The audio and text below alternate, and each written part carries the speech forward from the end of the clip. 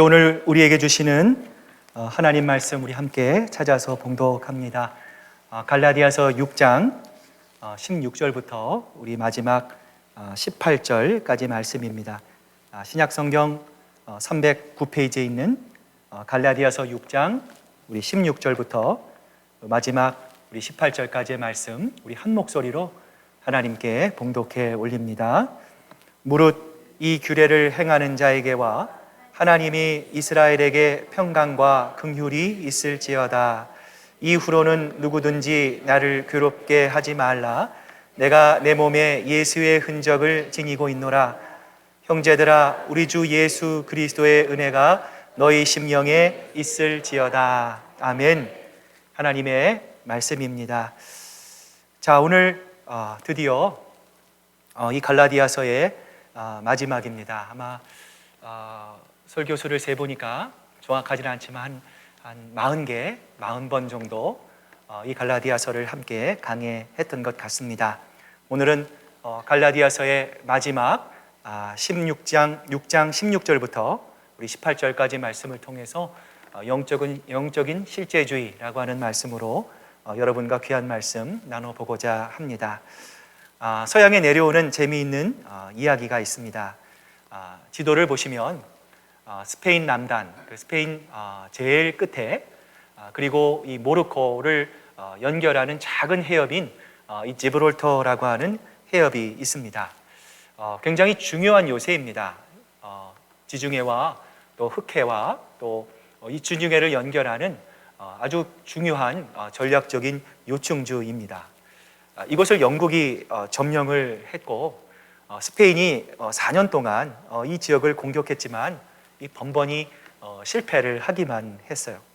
자, 그러자 자존심이 상할 대로 상한 이 스페인의 여왕이 이 지브롤터 성에 스페인 깃발이 나부낄 때까지 나는 절대로 전쟁을 멈추지 않겠다 억지 고집을 부렸어요.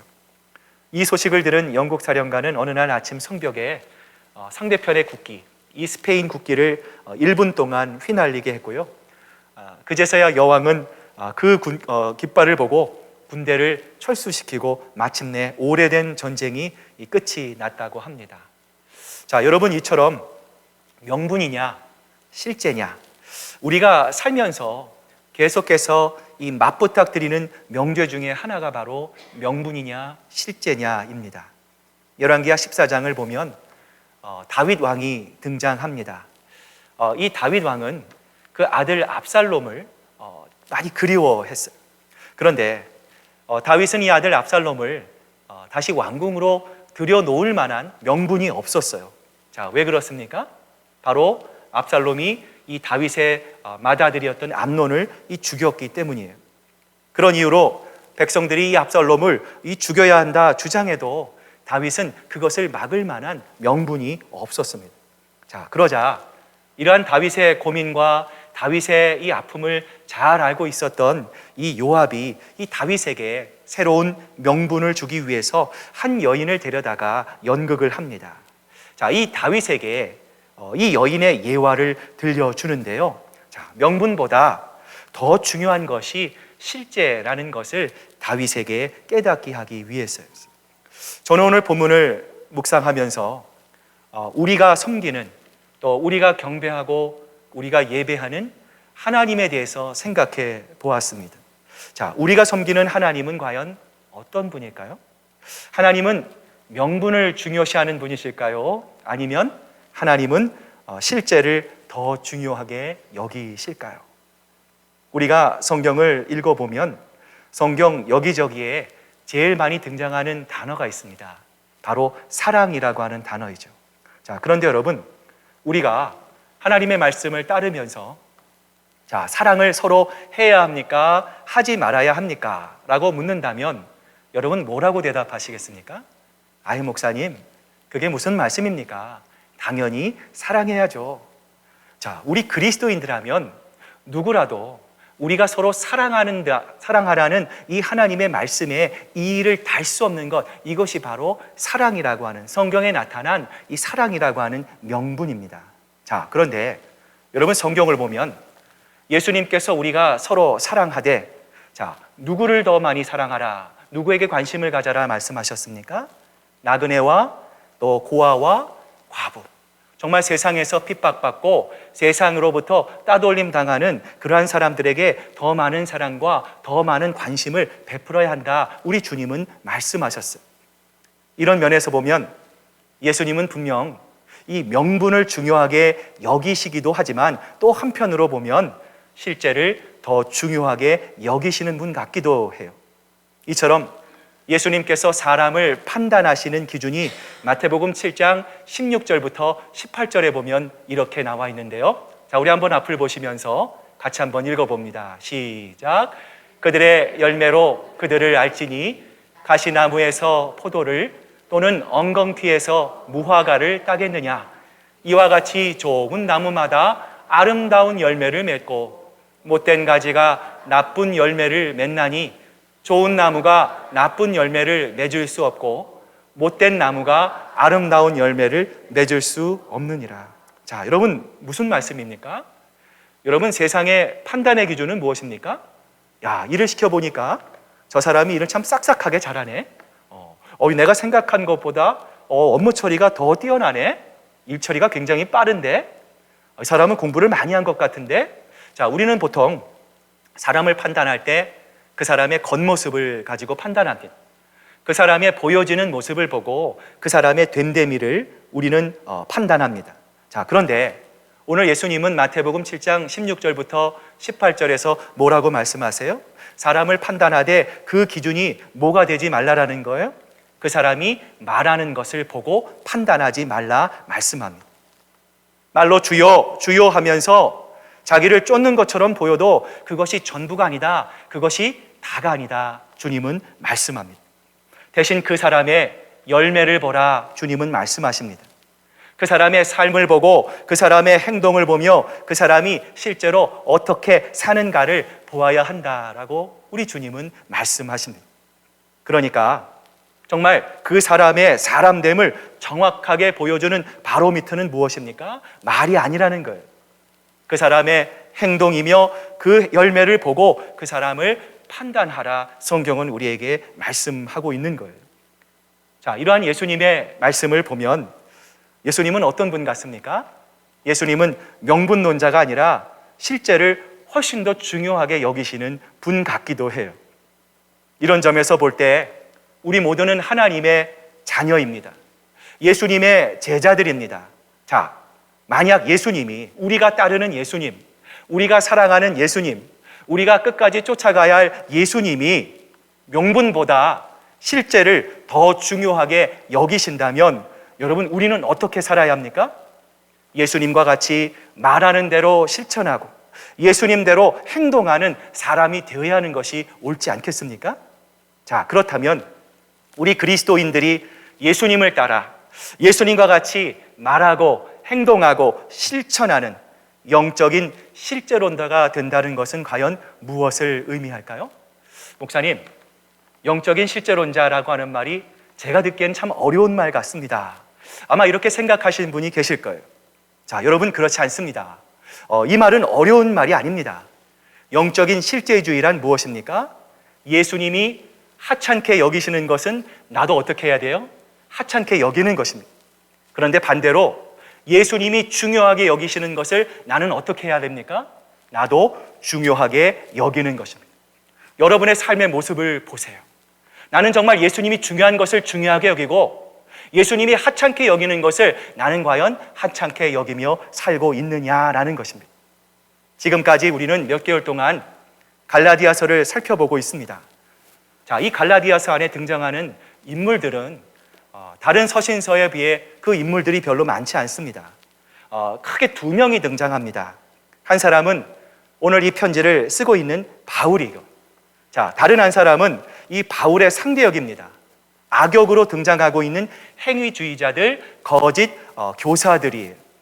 자, 이들이 무엇을 강조했습니까? 이들은 율법을 강조하고 할례를 강조했어요.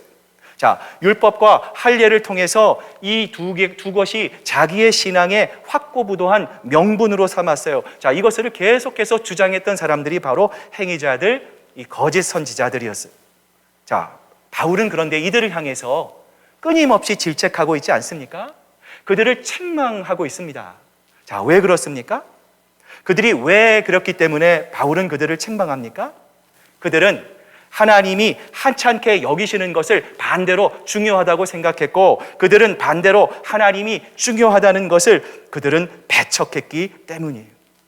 그들은 분명 종교적인 열심을 가지고 있었습니다. 자기들이 행동하는 것에 그들은 대단한 프라이드, 대단한 자부심을 가지고 있었어요. 그럼에도 불구하고 그 열심이 어떻다라는 것입니까? 헛수고에 불과했다라는 거예요.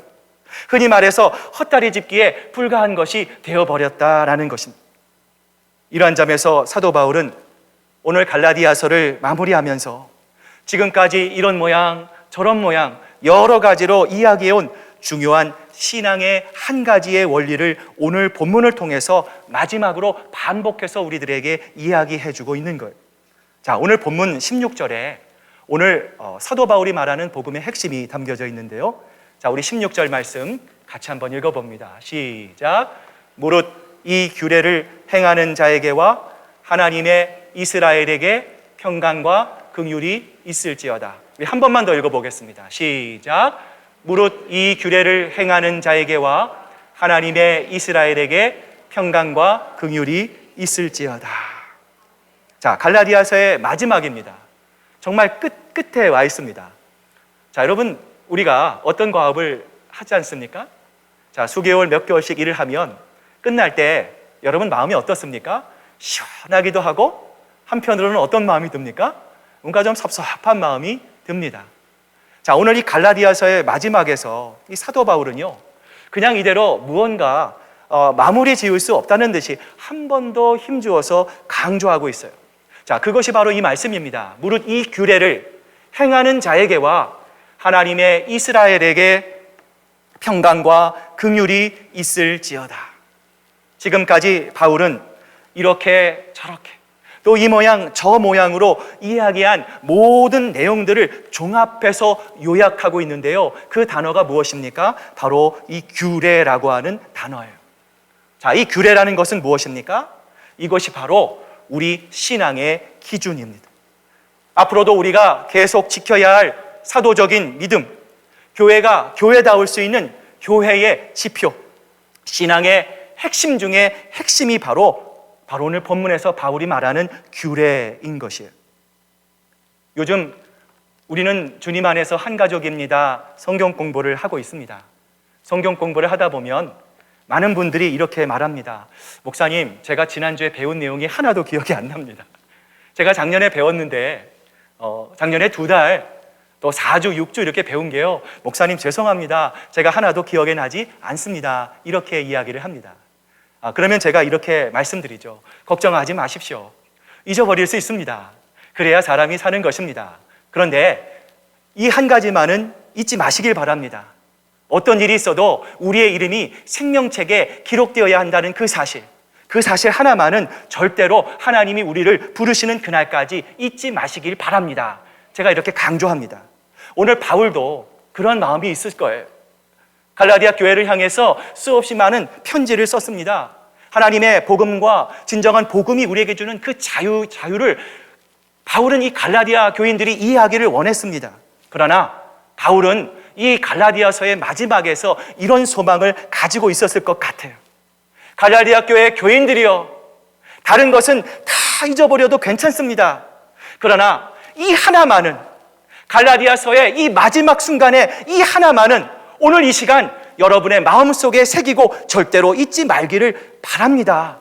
오늘 바울은 아마도 이러한 마음을 가지고 있지 않았을까 생각합니다. 자, 그렇다면 바울이 갈라디아의 마지막 순간까지 잊지 못하고 강조하고 또 강조하는 이 중요한 규례, 우리 신앙의 핵심 중에 핵심은 과연 무엇일까요? 그것은 바로 예수 그리스도의 십자가에 대한 믿음입니다. 예수 그리스도의 십자가. 여러분, 예수님을 믿음으로 십자가를 믿는, 십자가를 바라보는, 십자가를 따라가는 그 믿음으로만 우리가 의로워질 수 있는 것입니다. 그 십자가만이 우리를 거듭나게 하고 그 십자가만이 우리를 하나님의 백성으로 만들 수 있게 된다라는 거예요. 이것이 복음임을 사도 바울은 일관되게 말하고 있는 것입니다. 이것이야말로 이 땅 위에 우리가 수고와 고통과 죄 가운데 살아가는 모든 인류에게 하나님께서 주시는 진정한 복된 소식이라 바울은 말하고 있는 것입니다. 그러므로 여러분, 복음은 어려운 것이 아닙니다. 복음은 무엇입니까? 누구나 십자가를 믿으면, 십자가에 달리신 예수 그리스도를 나의 구주와 주님으로 영접하면 그리스도 안에서 우리는 새로운 피조물이 되는 것입니다. 거듭나게 되는 것입니다. 하나님의 자녀로 되는 것입니다. 하나님의 언약 백성이 될 수 있다는 것입니다. 그래서 사도 바울은 오늘 본문 16절 상반절에서 이렇게 말하고 있지 않습니까? 무릇 이 규례를 행하는 자에게와 하나님의 이스라엘에게 평강과 긍휼이 있을지어다. 오늘 본문 16절의 말씀대로 하나님의 이스라엘이 되는 것입니다. 혈통적인 유대인들, 율법만으로 하나님의 자녀가 되는 것이 아닙니다. 지식만으로 하나님의 자녀가 되는 것이 아닙니다. 우리가 하나님의 자녀가 될 수 있는 이유는 무엇입니까? 예수 그리스도께서 나를 위해 십자가 위에서 내 대신 모든 고역과 죄를 짊어지시고 물과 피를 아낌없이 흘려주셨다는 것, 오직 그 피의 공로만이 내 모든 죄를 깨끗이 씻어줄 수 있다는 것, 이것을 믿는 모든 사람들이 하나님의 이스라엘이 되는 것, 이것이 바로 복음임을 믿으시기를 바랍니다. 저는 목사이기 때문에 자주 장례식을 갑니다. LA에 있었을 때 오전의 장례식 또 오후의 장례식이 같은 장소에서 있었던 적도 있었어요. 장례식을 갈 때마다 여러분은 어떤 마음이 드십니까? 참 분위기가 무겁습니다. 분위기가 참 엄숙합니다. 사랑하는 가족들, 물론 천국에 소망은 있지만 사랑하는 가족들을 먼저 하늘나라로 떠나보내는 그 유족들을 볼 때마다 참 어떤 말씀을 전해야 될지 난감할 때가 있습니다. 이러한 침울하고 암울한 상황 속에서 제가 말씀을 증거하기 전에 항상 다짐하고 또 다짐하는 것이 있습니다. 주님, 우리가 인간이기에 지금은 일시적인 헤어짐이 있습니다. 가슴이 아프고 슬프지만 오늘 이 카핀 속에, 이 관 속에 있는 우리 장로님, 우리 권사님, 우리 집사님, 이분들은 예수 그리스도를 나의 구주와 주님으로 고백하시고 주님과 동행하며 살아왔고 예수 그리스도의 십자가를 믿고 거듭난 분들입니다. 이제 이분들이 예수 그리스도의 십자가를 통해 주님을 통해 영원한 생명을 얻게 되었습니다. 그래서 이제는 슬픔도 고통도 아픔도 없는 주님께서 약속하신 저 천국 본향으로 들어가 지금 하나님의 품에 안겨 계십니다. 이렇게 생각하면 저도 모르게 마음속에 왜 그렇게 힘이 나는지 모르겠습니다. 그래서 담대히 이렇게 선포합니다. 여러분, 우리는 아직도 고난 가운데 살아갑니다. 인간이기에 또 이 세상을 죄와 맞서 싸우면서 힘겹게 살아갑니다.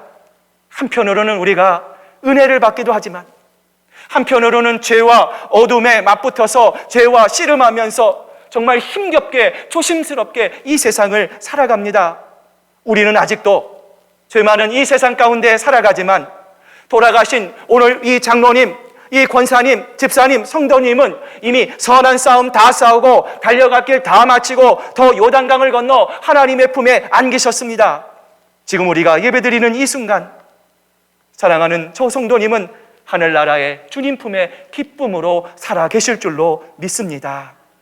여러분, 한번 생각해 보십시오. 여러분, 죽음을 목격하는 장례식장입니다. 모든 분위기가 엄숙합니다. 침울합니다. 사람들의 마음이 무너져 내리고 있습니다. 이런 상황 속에서 우리가 어떻게 이러한 담대한 고백을 할 수 있습니까? 우리가 사방팔방으로 우겨 싸망을 당합니다. 우리가 신앙생활 할 때 내 뜻대로 되는 것보다 내 마음대로 되지 않는 일이 훨씬 더 많이 있습니다. 하나님의 말씀을 지키려 하면, 하나님의 말씀대로 살아가려고 하면 하나님께 나아가지 못하는 흑암의 세력들, 사탄의 방해들, 세상의 방해들이 끊임없이 우리 앞에 바리케이트를 치고 있습니다. 하나님 앞에 나아가지 못하게 하고 있습니다. 이러한 상황 속에서 우리가 어떻게 하나님을 찬양하고 하나님을 예배하고 하나님을 경배할 수 있는 힘이 여러분 어디서 나올 수 있겠습니까? 그것은 바로 십자가의 은혜입니다.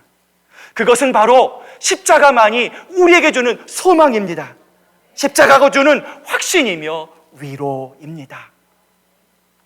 건강한 사람, 목사님 저는 성인병도 없습니다. 목사님 저는 건강합니다. 여러분 저는 아직 젊습니다. 여러분 이렇게 얘기하지만 그러나 중요한 것은 무엇입니까?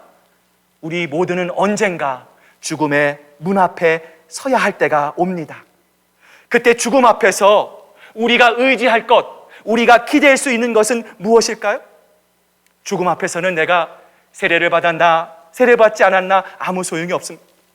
내가 성경 공부를 했나, 내가 어떤 강보를 이수했나, 내가 어떤 훈련을 잘 통과했는지 아무 의미가 없습니다.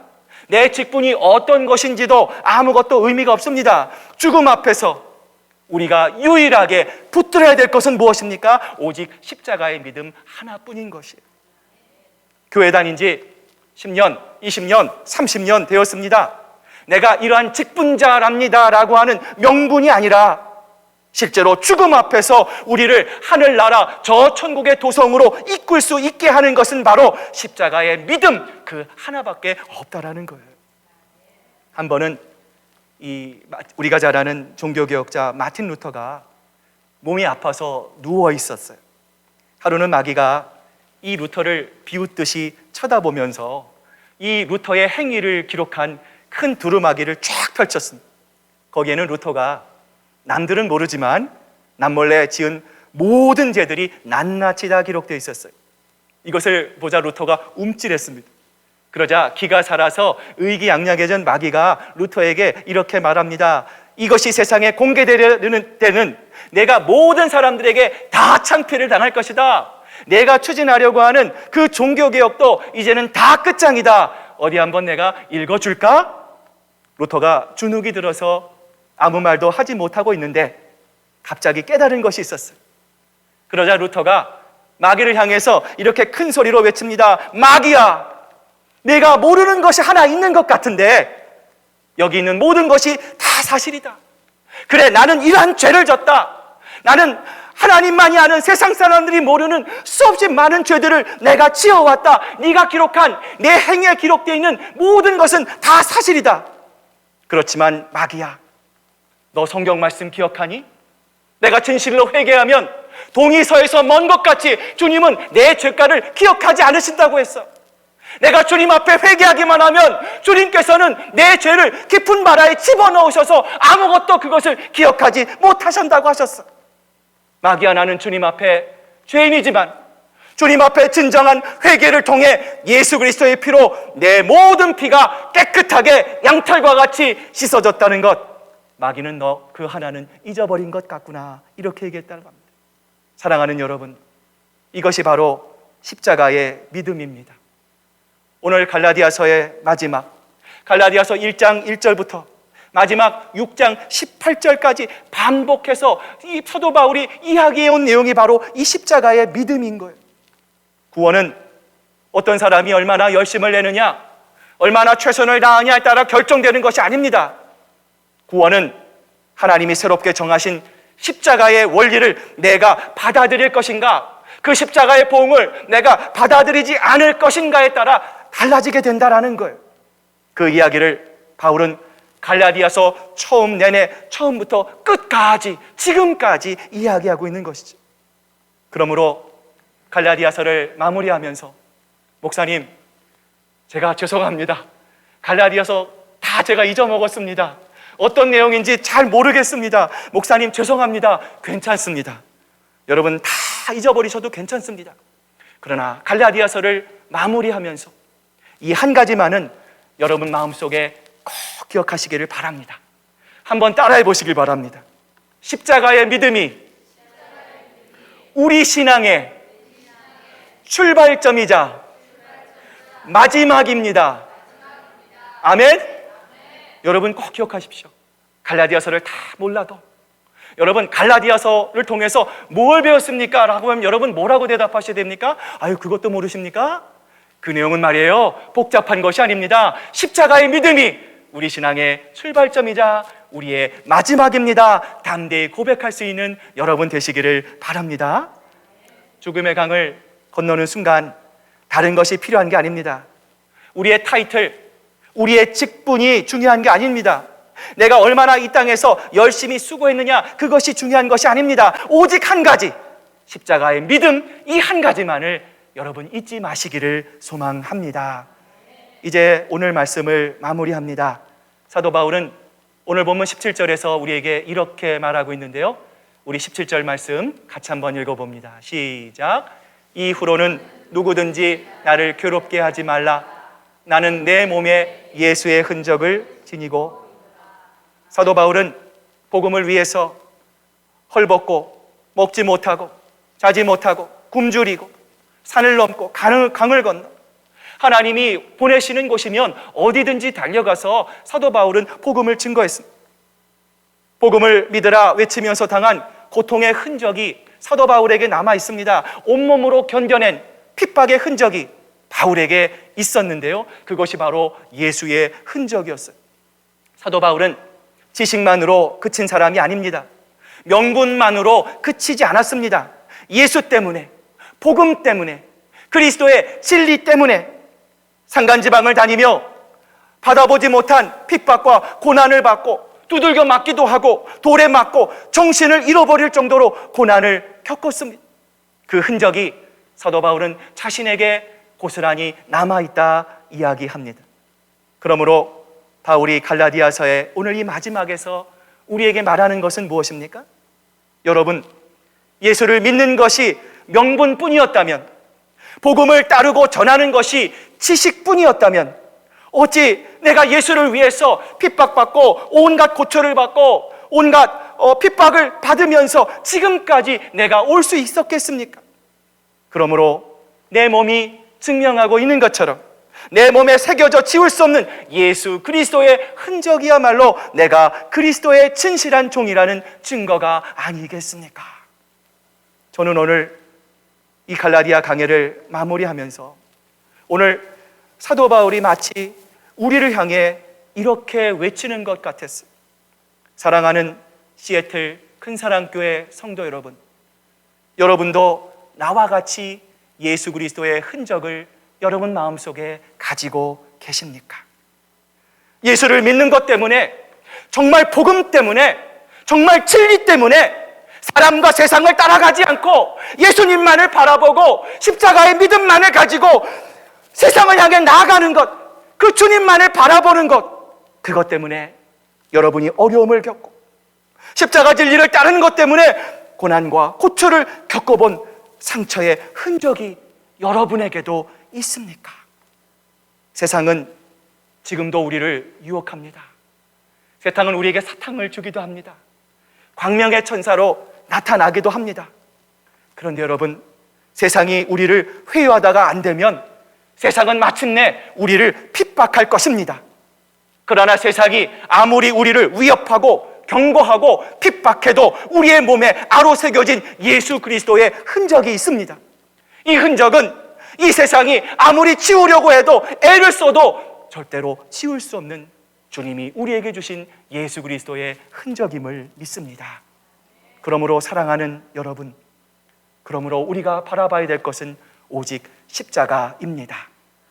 오늘 사도 바울은 본문 마지막 장에서 이렇게 우리에게 고백합니다. 형제들아, 우리 주 예수 그리스도의 은혜가 너희의 심령에 있을지어다. 아멘. 저도 오늘 이 갈라디아서를 마무리하면서 여러분에게 이렇게 권면합니다. 사랑하는 여러분, 오직 십자가, 이 예수님의 흔적이 주님이 여러분을 부르시는 그날까지 여러분 좌절하지 마시고 낙심하지 마시고 세상에 두려워하지 마시고 오직 예수 그리스도의 흔적이 여러분의 마음속에 충만하게 새겨지기를 주님의 이름으로 축복합니다. 오늘 시간 우리 함께 기도했으면 좋겠습니다. 우리가 이 세상을 살아갈 때 예수님은 나의 구세주입니다 고백하기는 쉽지만 예수님은 나의 주인입니다 고백한다는 것은 생각보다 많이 어렵습니다. 여러분, 이게 왜 어려울까요?